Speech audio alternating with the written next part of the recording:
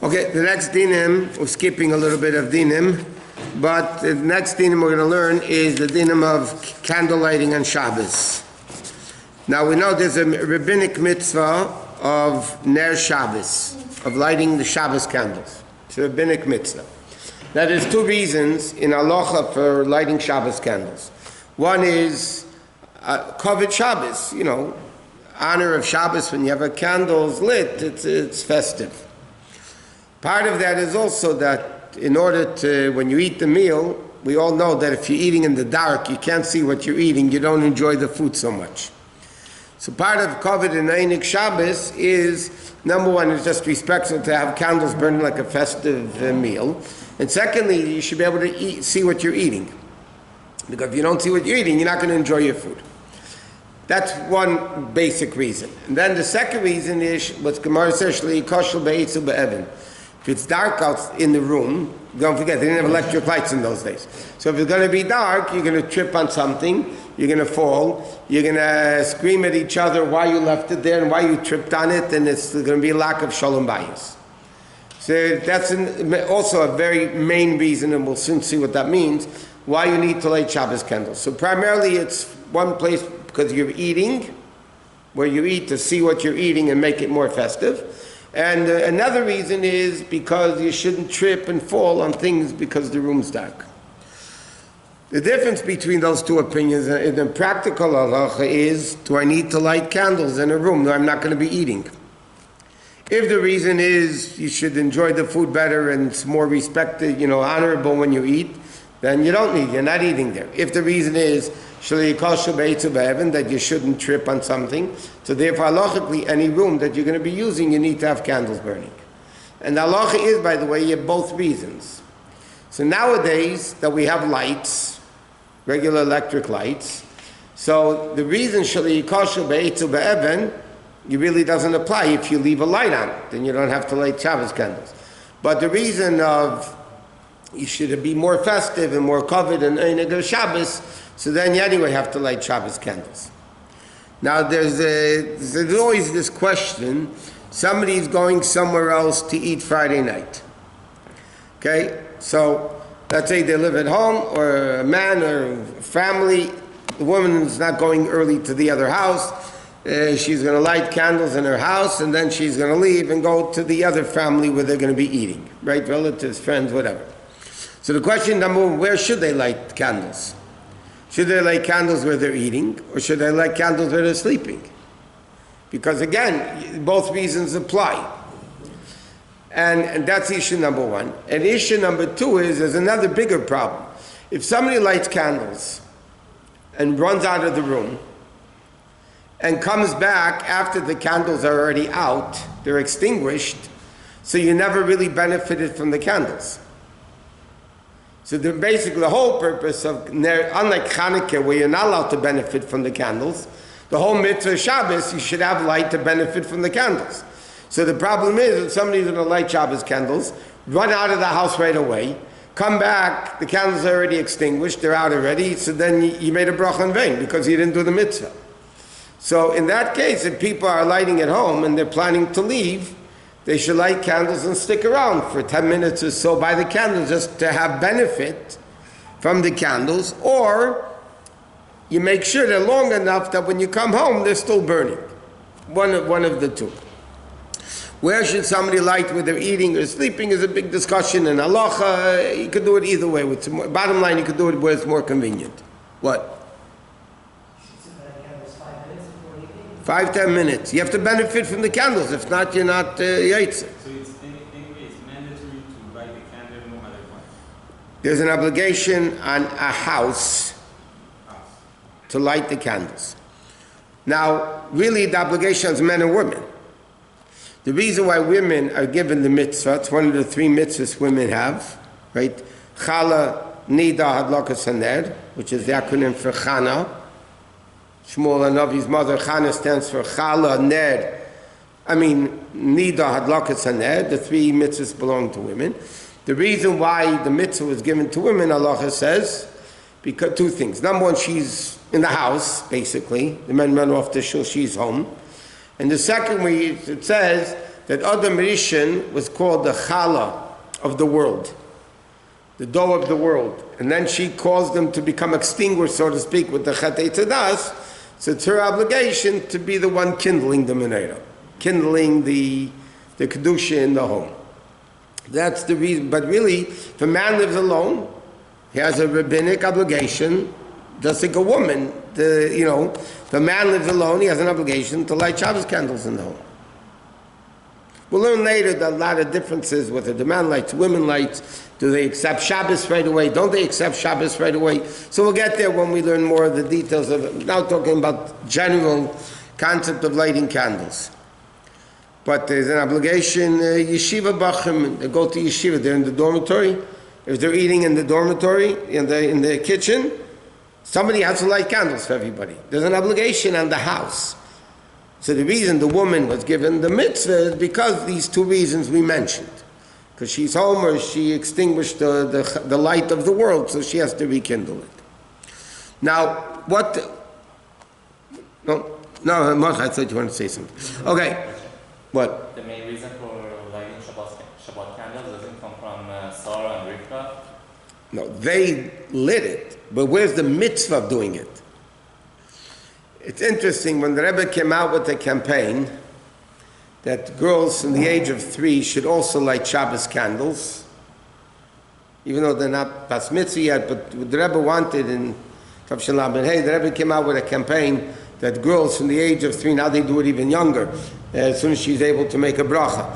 So a girl from the age of 3 should light the menorah, and there's a lot of sources and halacha for it without getting into it. But they didn't start the mitzvah. The mitzvah was there. They were the first one to... But the Avis kept mitzvahs before they were given.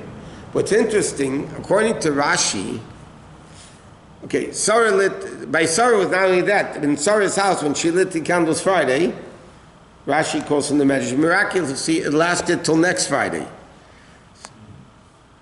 Erev Shabbos to Erev Shabbos. Sarah's Shabbos candles burnt, Rashi says in Chumash, burnt the whole week. When Rivka, after Sarah passed away, so that miracle stopped. So when Rivka came back to marry Yitzchak, it says, Yitzchak brought Ohela Sarah Imai. He brought it to the tent of Sarah's mother. Rashi in Chumash says that, what does it mean? That all the miracles started again. There was bracha mitzuya be'isa, there was a bracha in the dough. The ner burnt from week to week, and the cloud hovered over the house, which represents again the 3 mitzvahs of chala, nida, lokas, haned. Family purity with kashrus and all that. So over there, according to Rashi, Tosfos disagrees, but according to Rashi, Rivka, when she got married, was 3 years old. So when Yitzchak brought Rivka into the house to marry, according to Rashi, she was 3 years old. So she wasn't bas mitzvah yet, to be obligated in mitzvahs. Yet, Rivka lit Shabbos candles at 3 years old. She wasn't obligated in the mitzvah. From there you see, but by the way, it's interesting, halachically, if you have a girl in the house, let's say the mother's not home, let's say, okay, and the father's home with some little girls, okay, and the girls light Shabbos candles every week, yeah? The father cannot fulfill his obligation with the little girls lighting Shabbos candles, because they're not obligated in the mitzvah, they're doing it for chinuch. The man has an obligation on the house. There's a whole controversy. I have a personal opinion that what happens if you have a 15-year-old girl in the house? The wife's not home, the 15-year-old girl is in the house, and she lights Shabbos candles, right? Does the husband have to light or not? So there are certain Rabbonim I heard that say no, but it doesn't make sense. The husband would still have to light candles, because the mitzvah is on the house. It's his mitzvah. The girls are doing it for chinuch. The girls are not doing it for the mitzvah, because it's not their house that they're obligated in the mitzvah. They're doing it because chinuch, to get used to what? Correct, but they kept the halachos. No, he asked, why isn't the source of the mitzvah from Sarah, so it should be biblical? But they were keeping the rabbinic mitzvahs that came on later also. Even there is Tashilin, Rashi says, whatever. Yeah. If you're going to go eat at somebody else's house, and you're afraid about a fire, so, in the Shabbos candles lit, and you're free for a fire, no one's gonna be home. Light them in the sink. No, I'm not joking. Light them in a safe place. Okay, now, at what time are you allowed to light Shabbos candles? So it's interesting, in the world's customs, the accepted custom in America is 18 minutes. That's the accepted custom, generally speaking, in America, 18 minutes. In Yerushalayim, I believe they do it 40 minutes before sundown. In other places in Israel, they do it 24 minutes before sundown. There's different customs. Some people do 18, 22, 24 minutes. But in America, the official, when you see candle lighting time on the calendars, it's 18 minutes before sundown. Why do they light 18 minutes before sundown? So one of the reasons for that is because there's an obligation to add on to Shabbos and Yom Tov. There's an obligation to what's called Teis Shabbos. So they have to bring Shabbos in a little bit earlier. So there's a cheshbon 18 minutes, which is the amount of time it takes to walk a mill, all these things in halacha, the 18-minute stuff. So that's why the custom is that they light 18 minutes before sundown. But like you said, Yerushalayim is 40 minutes, whatever, different places are different minhagim. You have to follow the custom of that place where you are, because that's the halacha. You follow the custom of the place you are. Now, what's the latest you can light Shabbos candles?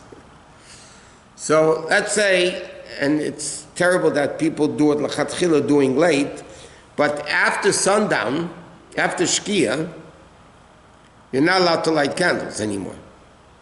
Let's say, for argument's sake, sundown is 6:30, okay? So candle lighting time would be 6:12, right? Because 18 minutes before sundown. So technically you have to light 6:12. But if you're going to light, you didn't light in the 6:20, you still have to light candles. What happens if it came already 6:31, or 6:30 for that matter, and you didn't light candles yet? You're not allowed to light candles. Because now you're desecrating Shabbos by lighting the candle. Yom Tov you could light later from a pre-existing flame. But Shabbos, you're not allowed to strike a match. You're not allowed to extend fire even. So Shabbos, you're not allowed to do it. So it says in Shulchan Aruch an interesting thing. What happens if it comes 6:35 and you didn't bench licht yet? You didn't light the Shabbos candle. What can you do? Shulchan Aruch it says until a half an hour, from sundown for up to a half an hour afterwards, which is le'erach seisek chavim in most places, in most times. So then you're allowed to call in a guy, and you can ask the guy to light one candle, not two, one candle, and the guy can light one candle and you can make a bracha on it. That's only, one second, that's only from sundown to nightfall. After nightfall, you blew it. And then sometimes the din is that if you missed, you were negligent in not lighting Shabbos candles, we'll get into the more details, and every Shabbos you have to add another candle. Each one has to light an additional candle. I mean, they go to light one for each one? One for each one of them, yeah. What?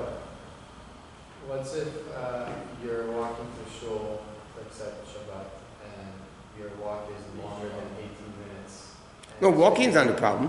You wouldn't be able to benefit from the halachic for Shabbat at home before you need to go. And So you light a few minutes earlier. You could light earlier. Minutes early? Yeah, you could, we'll next later.